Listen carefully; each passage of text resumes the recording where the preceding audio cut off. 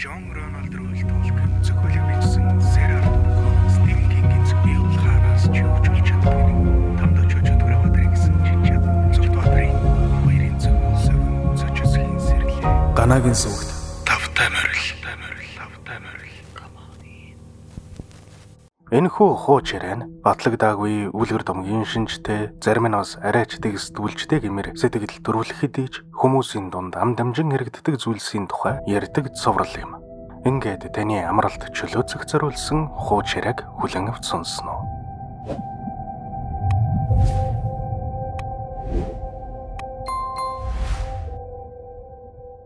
Чимэд очрын хотын захын нэгэн гэр хороололд байдаг байлаа. Манерийн ярьснаар тэдний гудамжны буланд амьдардаг Балдан лам хэмээх хөгшний насыг мэддэггүй хүмүүс бол 60 гэх боловч олон жилийн урдаас тэнд хүмүүсийн нотолж угаарлав 100 насыг зоголсон гэлцдэг ажээ. Тэр хөгшин амандаа ганц ч өдөө мөртлөө царайд нь огтын үрчлээ байхгүй толгор цагаан арьстай гин. Балдан лам гойг 30 гаруй жилийн өмнөөс таних Чимэд очрын аав одоо 62 тайгаад анхаарах тэр үед л бааж эмгэн өнөөгийн хшиг настай эмээ байсан гин. Нөхөр хөөхөдгүй 6 цараа суудаг Балдан лам хөгшин хашаанда өвлийн дүнхгэр байшинтай ба айхтар хуцаж боргодог 2 том банхар нохоотой. Тэднийхэр бараг тайл бол хүн ордоггүй өгөөд хорой хорны албаа агчид болон хамар хашааны ганц 2 хүн л ирнэ. Нэг өдөр Чимэд очрыг хашаа руу алхаж явтал танихгүй өндөр залуу тааралдаад Бадам хатан гэдэг бүсгүйг сургалжээ. 2 салаас үлжсэн урд хар гэзэгтэй царайлаг бүсгүй гэсэн бөгөөд Балдан лам хөгшний хашааг зааж гэр нь яхахгүй тэндэл байдгийн да. Хашаа руу орохыг нүдээр харсан. Гэтэл сая очиж хашааных нь хаалгыг зөксөн чинь нэг настай ам гарч ирээд тийм бүсгүй байдгүй гэж хэллээ. Ёстой хачим гэсэн зүйл ярьжээ. Чимэд очир энэ яриаг анхаарч хэрэг болгосонгүй. Гэтэл түүнээс хэд өдрийн дараа манер харанхуулчихсан хооны гэрте оройтэсгийн харж явах замдаа гудамжны өнцөгт 2 салаа тахимаа шүргэсэн урт гэзэгтэй бүсгүй нэгэн залуутай болцсон зогсохыг харжээ. Чухам ямар хуу царай төрөхтэйг нь харанхууд ялгаж үзээгүй. Тэгсэн түүний найз нэг өдөр уулзаад танаа гудамжинд Бадам хатан гэдэг нэртэй залуухан царайлаг хүүхэн байд юм уу? Чи мэдэндээ гэжээ. Лавлаад байвал яалтчгүй Балдан лам хөгшний хашиг заагаад байх юм гинэ. Хэд хоногийн өмнө найз нь Чимэд очиртой уулзаар явж байгаадаа тэр бүсгүйтэй танилцж. Залуугаад царайлаг бүсгүй өөрөө өдөж яриа үсгэх гээд байхад ямар ирхэн дургуцгүйлээ. Цав цагаан арьстай ялдамхан боловч жаахан гуншаа дуудуутай гоё бүсгүй байсан агаад. Гэрт минь дөхүүлээд өгөөч. Замд нэг айхтар зуудаг нохоо байдаг айгаад байна гэсэн аж. Бүсгүйг манер Балдан лам хөгшний хашаанд оруулж өгсөн бөгөөд салахын өмнө хүүхний гарыг шүүрч аван атгахад өөдөөс нь өнөө хүүхэн шуналтай гэгч нь үнсээд дараа уулзъягээд хашаа руу ороод явчихсан гин. Маргааш нь бас нөгөөдөр нь ирж хашааны хаалга нүдвэл шүдгүй эмгэн гарч ирээд зээ өхөн маань нутаг утсаа хойтой авраас нааш ирэхгүй гэсэн мөртлөө хаан байдаг хийгээд хаяг утсыг нь ердөг хэлж өгсөнгүй гин. Хоёрчудад Бадам хатан хэмээх царайлаг бүсгүй Балдан лам эмээгийн хашаа руу орсныг дуулаад Чимэд очир гайхаж зэвхэн байдгүй ямар ч үр хүүхэдгүй тэр хөгшнийд юм хүүхэн ирээд байгааг сонирхоор шийдлээ. Гэвч хөгшөнтэй зүс таних минь туснаас цаашгүй учраа гэрт нь яваад очиж зүрхэлсэнгүй. Харин 2 жишүүн гэрээсээ гарч эмэгний хашааг сахиж зөксөөд амжилт олсонгүй. 3 дахь оройн гэрте оройтэсгийн харж явтал гудамжны өнцөгт урт бүдүүн гэзэгтэй үейтэн ухаар дээл өмссөн гоё бүсгүй зогсохыг үзээд шууд яваад очиж. Үнэхээр үзэсгэлэнтэй хүүхэн байхахаад Чимэд очрыг хараад харц буруулан гудамж өгсөд алхангуут мань хүн хойноос нь жаахан сүулдэсгийн дагуул нөгөө бүсгүй явсаар Балдан лам эмээгийн хашаа руу шулуухан яваад орсон ба 100 2 том нохой нь өгтөө хутсангүй гинэ. Хашааны завсраар шагаавал өнөөх бүсгүй байшин руу ороод чимээ алдарсан ба эмэгний байшингийн цонхор гэрэлж туссангүй харанхуй хэвээрээ байсан гэж. Гэртээ ирээд ээжтэй бааж өгшний хашааны хүүгээ яваад орчлоо юу хүн юм болоо гэвэл нэг урт гэзэгтэй охин л байсыг ирдэг юм штэ хамаатан задных нь л хүүхдээ байлгүй гэжээ.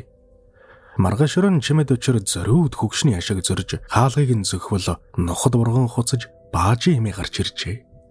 Түүнээс нөгөө үйл таних бүсгүй сурвал хөгшин яваад өгсөн штэ гэхэн тэр Яаж уулзаж болохыг асуувал мэдэхгүй гэжээд хөгшин хаалга хаажээ.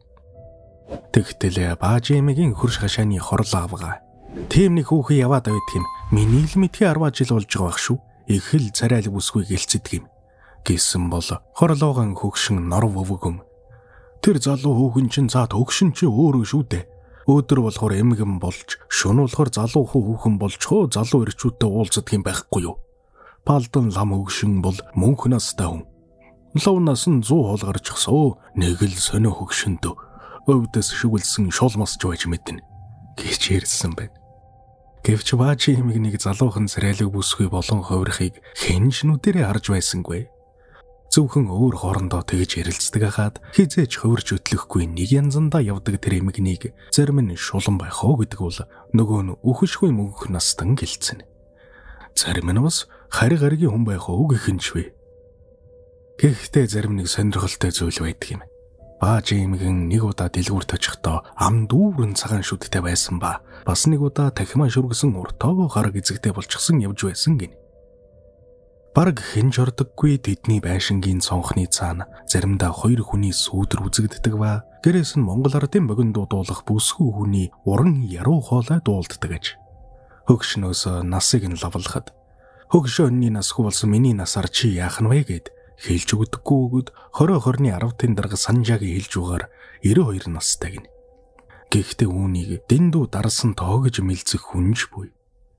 40 жилийн өмнө балдан лам эмээ яг одоогийн шгэл байсан ба идүүгээ түүний үсэнд нэгж цагаан үс нэмэгдээгүйг гайхах хүн олон байдаг юм.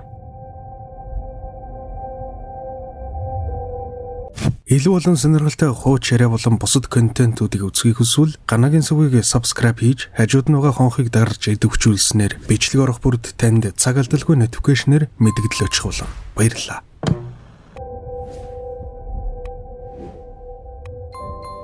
Өнөөдөр шин цагийн цээж өвчтэй баячул босч өгдгөө сулралтай хямраас эргэнэ энтэр гэж хурдуунаа галц зэвсэг ашиглан чоноблох нь эд хавхан гайхуулах бас чиг цусан дулаарсан маниак занда ханамж авах таата ажил нь болж хувирсан билээ.